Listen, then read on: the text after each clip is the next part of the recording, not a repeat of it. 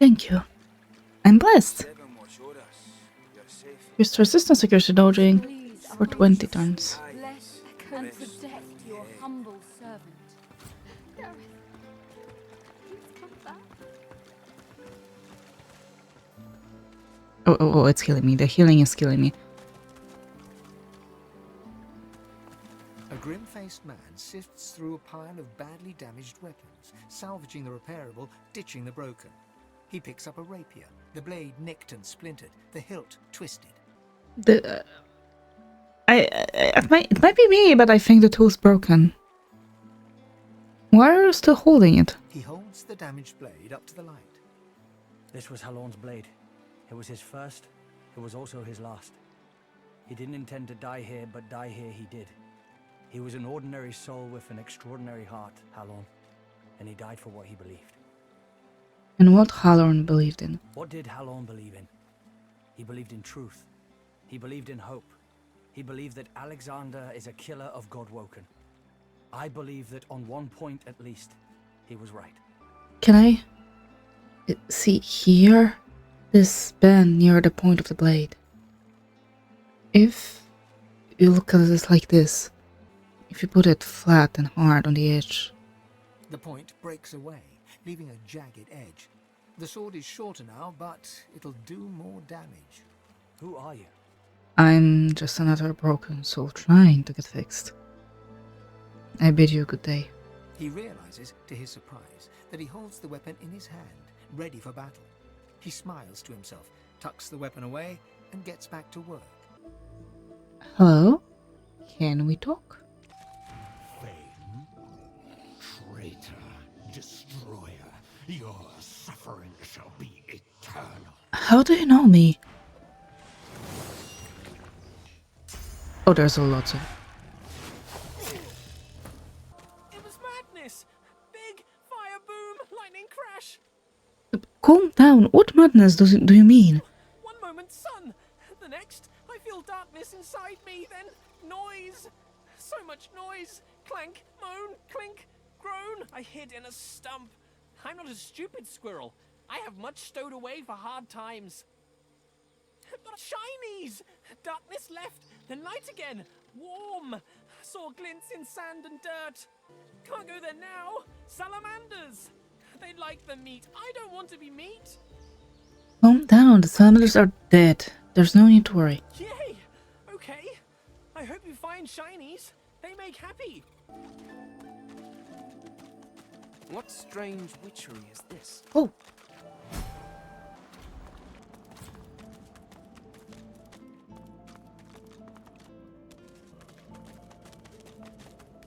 What is that? Hey you! Let me see what you've got under there. Go on. Show me your pecker. Wait, do you even have a pecker? I know there's a treasure buried here. I demand you tell me where it is. If you want treasure, go find a mirror. Oh, thank you. Now get your glittering bones away from me. Go clack and chatter. Okay. Next time. Until next time, apparently. Ha! Here today, gone tomorrow. An illusion. Life's a dream. This fellow must be quite proud of himself. Also an illusion? Can I move it? Wait, can I move it here? Clever. Oh. Didn't I tell you to leave? Wasn't I clear that you're not welcome here? No, not really. You can't teach a fool anything. Neither do you!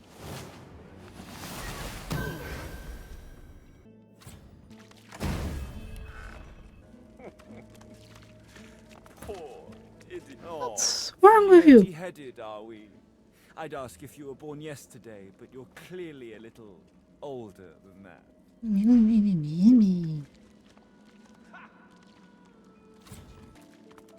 Look out! I see a trap nearby. Oh, hello, little one. Do you know anything useful about this place? It's a riddle, isn't it? A conundrum. What's it you'll have to solve? Well, a clue to this riddle wouldn't go I amiss. thought you looked clueless, alright? Thing is, it's about the letters, isn't it? One for each thing. Easy. Thank you. Well, presuming that will come or helpful. Sure. Hope you don't die. Yeah, you're good, aren't you? Thought as much. Well, nice to meet you too. Rude thing. You come to find. You come to search. But you won't find the way. A pity. How can you be so certain? Brachus has willed it. Trompdoi must abide. You have met the unfortunate guardian of this vault. Yes, I've had the displeasure. Judge him with a forgiving heart. Fate has been unkind to him. Do you wish to move forward? Yes. Listen closely and make your attempt. Brachus is a bloody, rotten, thieving, very, very awful fellow. Some even call him a cur. A cur is... Bloody, rotten, thieving, very, very awful fellow. Very awful? Rotten? Either you're very good at guessing or the slightest bit clever. Let's find out for certain. The first one. Listen closely and make your attempt. Source is a scourge, a devil, a misery, a blight, a hex, a curse. And yet, the cure is... Scourge, devil, misery, blight, hex, curse. Cure. Hex. Hex, misery, blight, curse. Perhaps you're not totally incapable after all. Or maybe Trompdoi told you the answers. Is that it? Is he hoping you'll... It doesn't matter in any case. The path is open. Go freely. Do you have more questions? I know little, but you have proven yourself a knowing traveler. I will answer what I can. Oh. What did you mean by the cure to source? Brachus Rex discovered the way. This he researched here, upon this isle. He could remove the source from any creature or individual. I saw the stars he used myself. They were most impressive. And what did you mean when you said Trompdoi was kept here by Brachus Rex? Brachus Rex has charged him, tried him, convicted and punished him. I know not the crime, but he has been sentenced to remain in this vault for all time and to prevent others from entering. Trompdoi was and is a creative man. He knew petty magic in his day, but this he has used to carve this place out from a simple vault, myself included.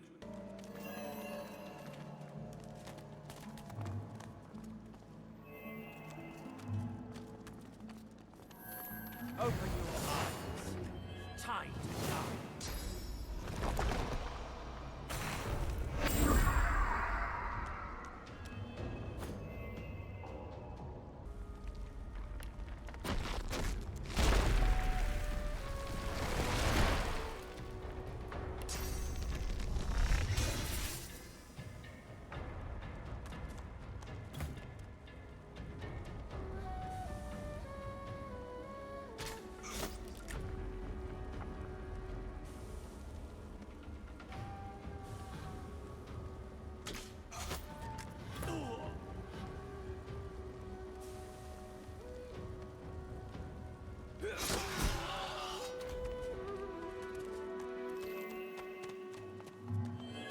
Oh my goodness, it took so long. Ooh. As you pick up the ring, you feel a cold, dark pain shoot up your arm. Your mind itches. You don't hear, but feel a whisper in your ear. It tells you to slip the ring onto your finger. No! I will use the axe. Oh, I won't use the axe. That's plenty. I'm fairly sure that's cursed. Oh, that's nice. Rooting Wand. Necromancer times soldier. Necromancer Rassisk. Trump dies. You made it all this way. Why were you so intent on keeping me out? He trembles and seems to shudder with a quiet sob. I'm cursed, you know. Bloody Brachus bound me here to protect his vault. He has my soul in that jar just there. And I can't leave without it. As long as the jar stays unbroken, I can never truly die. What did you do to earn such a punishment? I don't rightly know. This was the Source King's way. Befriend you, then destroy you. I was a fool to expect I'd be an exception. His favor was intoxicating. That's no excuse, but it is. I will destroy the jar. Really? You would? Sure, if that's what you want. He drops to his knees before you and grabs onto your feet with both hands, head hanging. Thank you. Ooh. Oh, I would love a helmet. The jar before you may have looked opulent once, but no longer. Now it's covered in grime, its paint chipped away, and its jewels long stolen. The soul jar rocks slightly, light flashing from underneath its lid. On its rim, you can just barely make out the name Gratiana. Hatchet. As soon as you touch the jar's cracked surface, you see a vision of splendor, silks, fine food, and decadent lechery. But underneath it all lies bone and blood. The vision shifts. You see burning villages, slaughtered women and children. You see her, purging wand in hand, standing amongst it all. She throws her head back and laughter echoes in your skull. A shadow falls across her, and you see a large, weeping face. She reaches out as if to comfort, but Bracchus drags her back. You see her fall into the mire of the swamp, trapped. As you pull your hand away, you can feel a deep, longing sadness in your soul. Is it regret, or just sadness for a life that used to be? Ooh, we can absorb the soul. As the power starts to seep into your body, you feel a force pulling away from you, clawing at you, fighting back. For a brief moment, you're looking through someone else's eyes. You see a giant statue's head and a gentle pool. In the vision, you fall to your knees, screaming silently as you feel your soul drain away. The last of the magic seeps out of the jar and rushes inside you. Its power thrums through you, filling your body with source. I didn't know I can do that. The terrible vision fades. Krishna is the pain and death of others for pleasure. Should be damned until the end of time. Gratiana's life was selfish and hedonistic. No mercy. Whatever a person may have done in life, they can always be redeemed. However her life began, it ended well. No one should be damned because of their youth. Whatever a person may have done in life, they can always... While she lived a selfish life, she seems to have repented. She should be forgiven. An awful lot of you are for forgiveness. I honestly didn't expect that. A soul jar rests between two fallen columns, emanating a faint odor of seaweed and timber. When you touch the glass, your vision wavers. You emerge on the prow of a fine ship.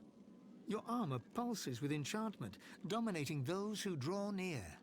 Your flag flies for Bracchus Rex, a tyrant who traded for your soul. With his power, your flesh and blood is no longer relevant. The vision fades as the soul thrashes, trying to sever your connection. The light is where the soul belongs. To be soulless is a horrible, empty fate. You seek out Bracchus's vault, but the moment you reach the soul jar, he ensnares you. Thus imprisoned, you can only dream about what is out of reach. Your soul and that alluring armor. The vision shatters as the soul squirms away from you, curling up in the bottom of the jar. The soul jar pulses with trapped life force. This jar glitters and glows. From within, you think you can make out the distant sound of laughter. With a jerk, your mind is pulled to a scene in a tavern. You see a dwarf in the center of the room, joking as all around roar with laughter. All bar the zombies, who are slavishly serving food and drink. The door opens, and a tall, beautiful woman stalks into the room. She's flanked by heavily armed guards. You can't make out her words, but see the fear in the dwarf's eyes. The dwarf mutters a word, and the undead lurch towards the intruder, but are cut down like wheat.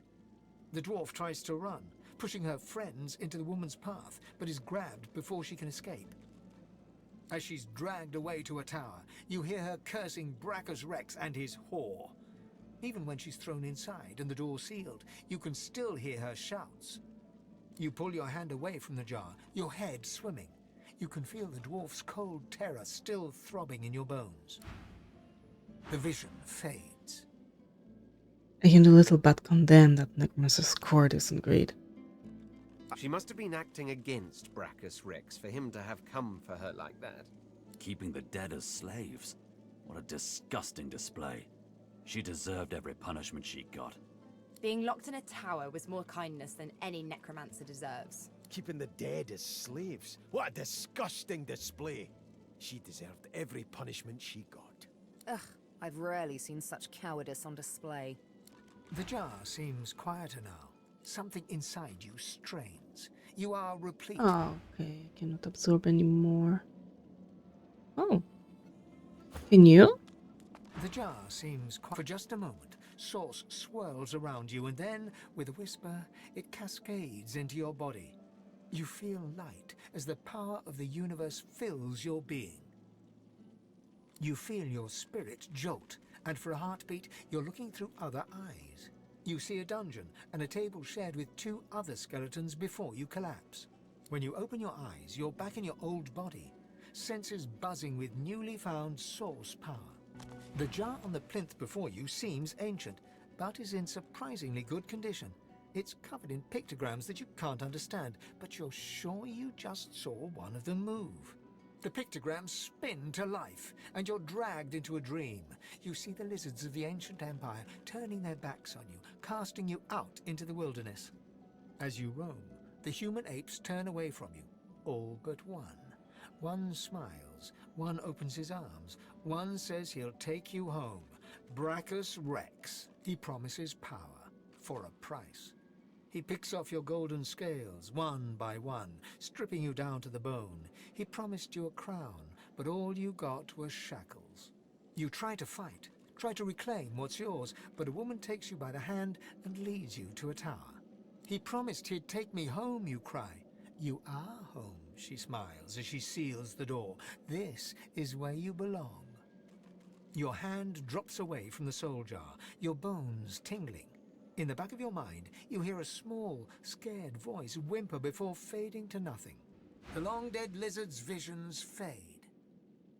Such selfishness, such unneeded pain. I can't help but sympathize with him. He just wanted to go home. No amount of loneliness excuses wickedness. He helped a monster for selfish reasons. What he did shames his people. No amount of loneliness excuses wickedness. This is the price of pride and greed. The villain got what he deserved. The pictograms on the jar stand. As you reach into the jar, the source flows into your body. You feel warm, lightheaded, and you pulse with power. You blink, and for a split second, you're looking through the soul's eyes. You see a locked dungeon, cards scattered on a table, and a pair of skeletons. The image only lasts a moment, and then you're back, the empty soul jar in your hand, while its power pounds through your body. The soul jar stands on its plinth, glowing softly. From within, you can almost hear the whisper of a voice. You see, or rather, you feel, a far-off land. Frozen breath hangs in the air, pine needles brush your cheeks, and in your arms you can feel a weight. A body, dead. But you have hope. Your vision swims. You're older, but perhaps not wiser. You march at the head of a shambling host, the enemies of Brachus Rex melting before you. The scene twists again. Now Brachus stands before you, a beautiful woman at his side. You lash out in treasonous rage, but cold arms bind you. You're sealed away in a tower. Your screams fill the darkness. You feel a jolt and open your eyes to see the soul jar before you, lying still in the vault. Your hand falls from the jar and grips the pillar as you try to calm your ragged breathing. The necromancer's memories fade to black, but the feelings remain. They may have been a necromancer, but they did not feel evil. Misguided, perhaps. Anyone who marches at the head of an undead host deserves whatever punishment they get. One must wonder how many more lives they took. How much misery the scum caused. Anyone who marches at... Ugh, the memories of a necromancer. What could be more vile? Okay, let's not be hasty. Not every necromancer is evil, okay? The jar stands before you. As you remove the lid, a fresh wind fills the room. For a moment, you think you smell pine, and then power rushes inside you. You can feel source coursing through your veins. For a moment, you're seeing through someone else's eyes. You behold a dungeon, a deck of cards in your hand, and a pair of skeletons before the vision passes. The deity's head and hands are missing, severed as if by a sword. You can't tell if this was meant to be symbolic somehow, or a mere act of vandalism. As you take in its chiseled details, you have a vision. The statue comes to life and embraces you awkwardly with its broken arms. Unable to resist, you're flown away into an endless dark. What? That shrine seems to have brought me here. What is this place? Where are we? No leaves, no trees, no soil. Spirit realm. Horrific! You walk towards the figure on the dais, but wisps of mist start to cloud your vision. With each step, the mist gets thicker, hiding the figure from sight. Fane? Fane! I know you! You push through the fog, chasing the voice at breakneck speed. You trip and start to fall, but catch yourself against a bookcase? You look around in shock as the mist clears. You are standing in a library. Your library. You hear a cough behind you and turn to see your assistant, Harina. She hands you a thick book, Observations on the Universal Veil. You look at her in confusion as she explains, "You asked me to bring you your research, Master Fane, for your guest." As you walk through the library, Harina expresses her condolences. It is a shame that the king forbade further investigation into the veil. It was a fascinating topic. She leads you to a door, your study, and pushes it open to introduce your visitor. You step through the door and see the Lady Amadia, one of the 7 lords. Of course we're gonna bow deeply and welcome the matron. Oh, please, there is no need for ceremony or dusty titles. You may address me as Amadia. I must say, you created quite a stir earlier, dear Fane. The other lords and I were quite impressed with your research. We believe the king's decree that you should not investigate the veil was misguided. We would like to view more of your research, and I see you have already brought me some reading material. Kindly give it here, my boy. What are you doing here? The king forbade any further work on this. The king, the king. Is he truly all our people ever talk about? What of knowledge, young one? What of discovery? She snatches the book from your hands, thumbing through it, engrossed by your research. Yes, quite fascinating. A barrier of pure source. Do you truly think this veil is the key to unlocking a new future? The king thinks it's dangerous. He says that if a veil has been created to hold something back, perhaps there is a reason for it. Yes, so we gathered. We found it strange that the king would refuse you the chance to explore something that could be so beneficial to our people. But perhaps there are still paths we can walk. Perhaps. There is a crash of timber behind you, and you can feel hands grabbing you. You are dragged backwards as Amadia screams. The screams fade to nothing, as does the scene before you. You're standing on the cold, glowing stones once more, with Lady Amadia before you. Fane, darling Fane. I had to know. I had to be sure. If you were not who you claimed, it could have been a disaster. A disaster? Who did you think I could have been? Who? Anyone, my child. Anyone could be a threat. No one in this world has escaped the madness unleashed by the king. Madness? What madness? We know why the king forbade your research. He already knew about the veil, Fane. He was draining its power, leeching from it to build up his own strength. When we confronted him about this betrayal, he used his power to try and subdue us, to turn us to slaves. I'm hardly surprised. After what he did to me, He had clearly lost his mind. Just so. His madness for power knew no limit. We fought, of course. The king scorched our land, but by uniting, we overcame his... He was banished beyond the veil he had tried to subvert, but our victory was hollow. Our people, oh my child, they were erased, destroyed utterly. We seven were all that... My people. Gone. No, it can be. I fear that it is. But you must steel yourself. The fight is not yet done. For centuries, the king has been searching for a way back into our world. And beyond the veil, he found the force that could help him do it. The void. The moment we discovered the void, we understood the veil was created to hold it at bay by powers even more ancient than us. But thanks to the king, that evil has been seeping through the cracks. We have contained both ever since, but now, alas, they are... But how? What changed? I fear we are no longer united. I fear... well... Amadia turns and gestures to the scene behind her. Down below, you can see the 6 other gods fighting, clawing at each other, everyone desperately trying to get the upper hand. Over the centuries, the drip of void into this world corrupted the others while they played with their mortal races. I fear it is too late for them. For us. But you, Fane, you have been untouched by it all. The world needs a power to protect it, and you are the key. But you have fallen. I haven't fallen. I was pushed. It's all the king's fault. Of course, my child. All you did was to seek knowledge. The true crime was your punishment. And you will have justice. But first you must return to the world and escape that island. But you will return more powerful. As your first step towards righting the wrongs of this world. I grant you my blessing and give you the ability to bless in turn.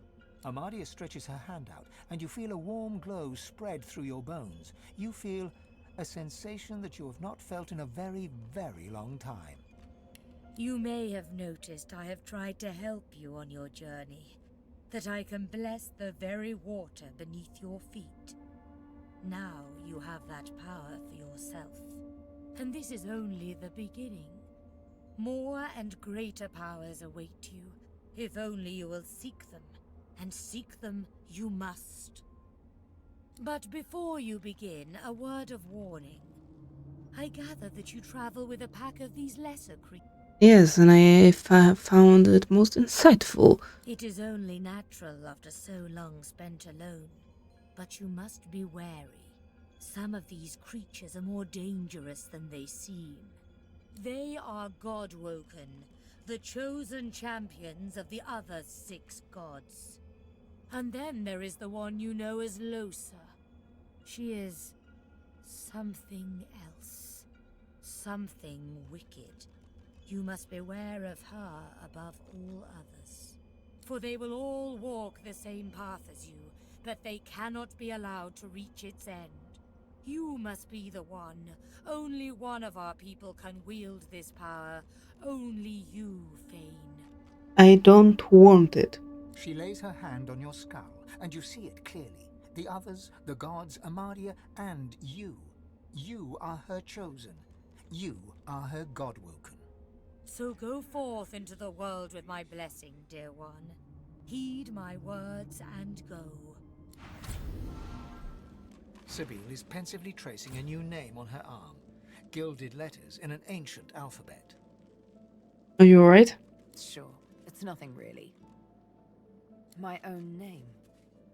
A little gift from Tyrsendilius. Leave it to a god to be overly dramatic. Why would he write your own name up on your skin? Must be a celestial party game. Or maybe he wanted to teach me a lesson. If the latter, he has much to learn. Blessed branches, we've returned.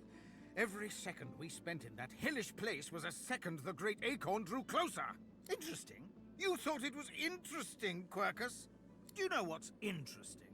Watching an entire world be strangled by the roots of doom, seeing the giant races fall like leaves in frost, hearing the screams of... I don't know what you're talking about. I am perfectly calm.